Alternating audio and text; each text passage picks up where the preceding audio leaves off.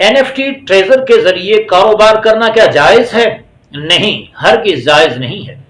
नाजायज होने की पहली वजह यह है कि इसमें पहले पैसे जमा कराए जाते हैं, फिर कारोबार दिया जाता है, और ये पैसों का पहले जमा कराया जाना रिश्वत में दाखिल है, और इस्लाम में रिश्वत हराम है। पैसे जमा कराओगे तो कारोबार मिलेगा, नहीं जमा कराओगे तो कारोबार नहीं मिलेगा।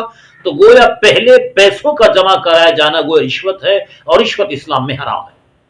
दूसरी बात यह कि यह तस्वीर का कारोबार है, वीडियोस का, म्यूजिक का कारोबार है, और इस्लाम में तस्वीर का, वीडियोस का, म्यूजिक का कारोबार करना जायज नहीं है। इस कारोबार के नाजायज होने की तीसरी वजह यह है कि जो चीज आप खरीदते हैं आप उसके मालिक नहीं बनते, आपको मालिकाना हुकूक नहीं दिए जाते। हालांकि इस्लाम वाज़ेह तौर पर कहता है कि जो आप चीज खरीदें उस चीज के आप मालिक बन जाएं।